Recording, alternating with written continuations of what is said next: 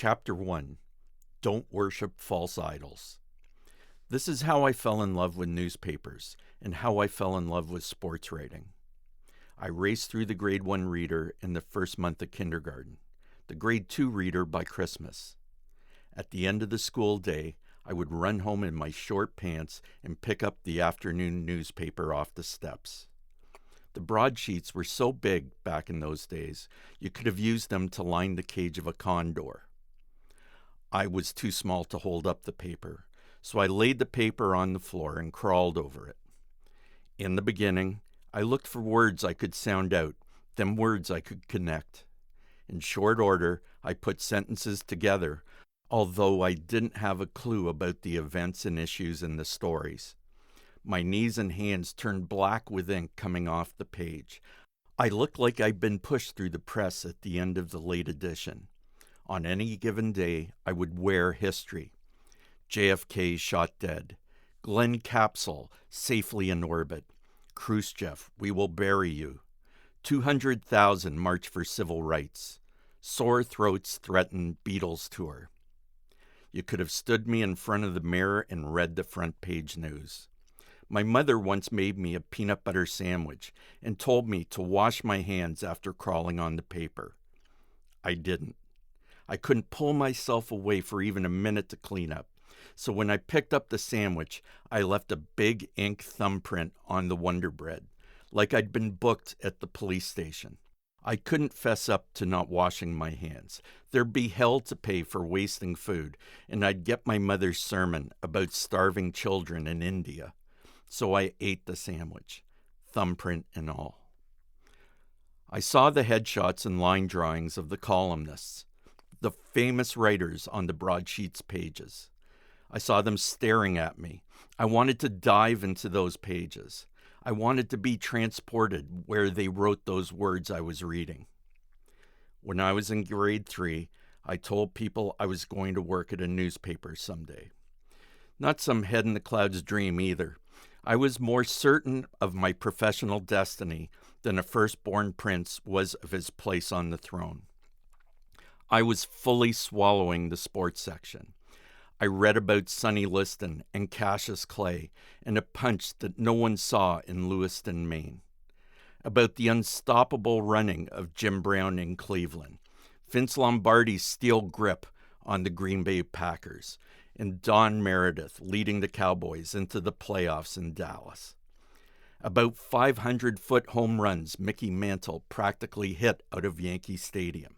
Sandy Koufax's no-hitters in Los Angeles, and the impossibly high leg kick that launched Juan Marichal from the mound in San Francisco. About Jean Beliveau's elegance in Montreal, Tim Horton's heavy body checks in Toronto, and Bobby Hull's 100-mile-per-hour slap shot in Chicago. About an Ethiopian winning 2 Olympic marathons, the first barefoot in Rome, the second wearing shoes in Tokyo. The Canadian bred who set a record of 2 minutes flat at the Kentucky Derby in Louisville, and a tragic crash that claimed the lives of 2 drivers at the Indianapolis 500. I knew the names of the boxers, the running backs and halfbacks, the hitters and the pitchers, goal scorers and goaltenders. I committed them to memory. By grade 4, my mother picked up a near-complete set of Encyclopedia Britannica and a hardcover copy of The Sweet Science. The former became a necessary study aid to the latter, A.J. Liebling's stratospherically highbrow writings about boxing drawn from the pages of The New Yorker. Published in the year of my birth, The Sweet Science was rife with $10 words that had me scrambling through the dictionary and looking through the available volumes of the encyclopedia for the references to poets of ancient Greece and battlefields of the Great Wars.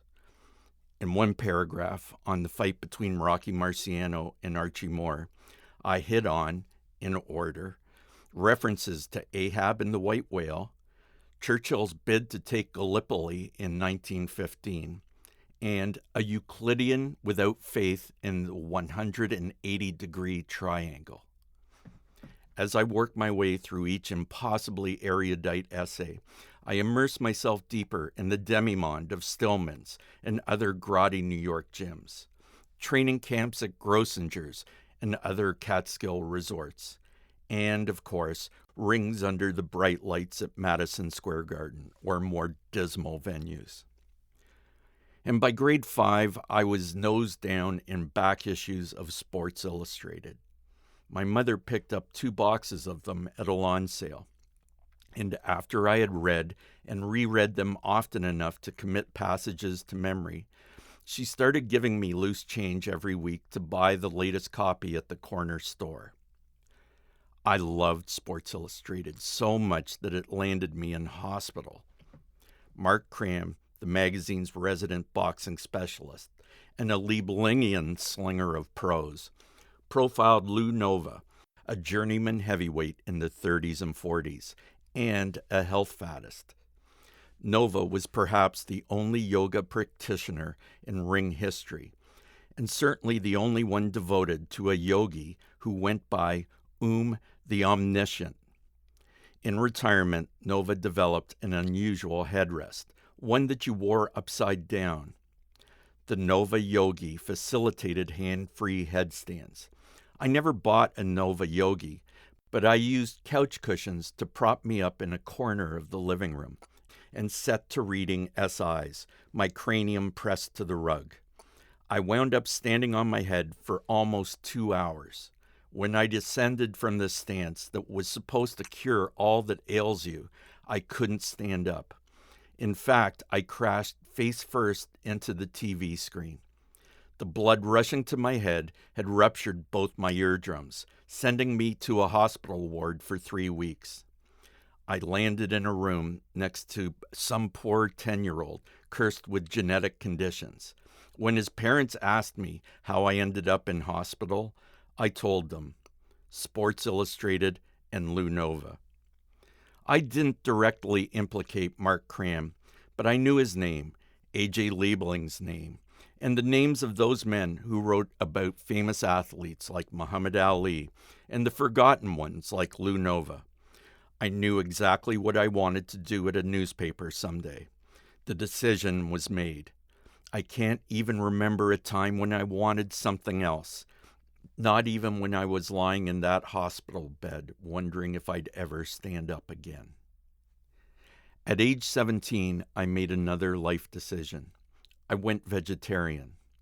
Many do that now. Both my daughters have followed me into a meat-free life.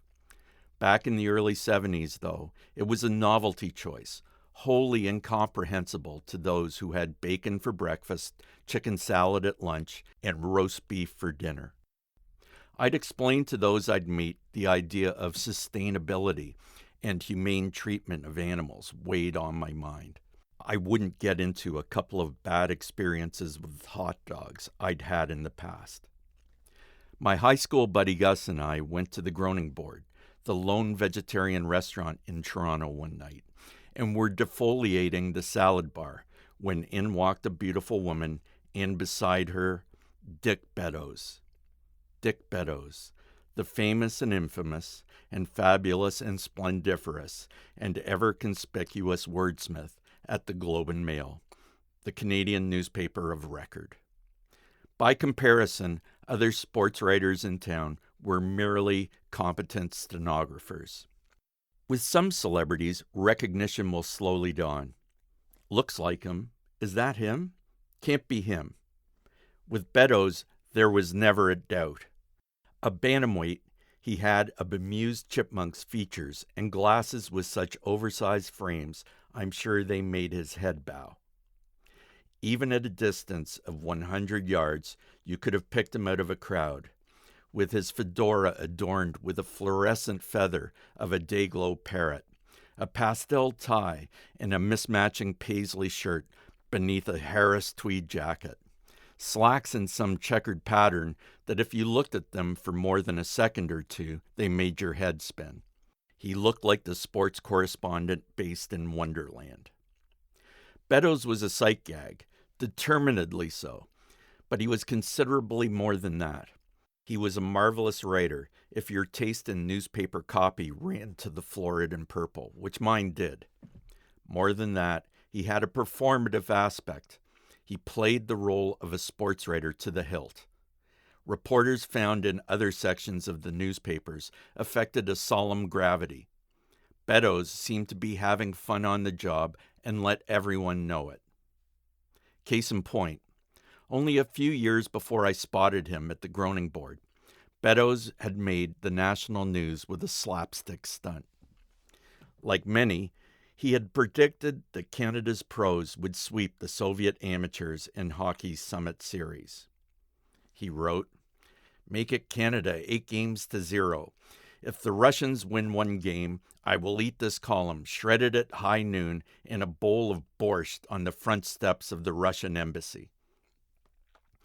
After a single game, a 7-3 loss in Montreal, it was clear that Team Canada and the nation itself had mistaken bears for meek lambs. In response, Beddoes had taken a copy of his column, mashed it into a bowl of borscht, and ate it. Not at the Soviet embassy, that would have been a security hassle, but rather on the sidewalk of the Hyatt Regency, where the Soviet contingent was staying. A reporter from Pravda mixed a newsprint into the borscht with the team watching. As they say in showbiz, you have to respect that commitment. His prose that day was not scarlet, so much as a blend of glossy violet and lurid mauve. All the grain is wormy on the western Canadian plains, ravaged by wheat-stem sawflies smuggled in from the Ukraine.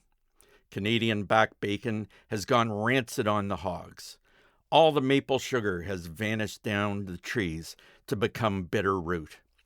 Sharpshooting agents of the Soviet Union's feared NKGB, secret police, have drilled holes in all those Smokey the Bear hats worn by the RCMP. All the Hudson's Bay blankets have moth holes. The Rocky Mountains are mere pebbles beside the towering Urals.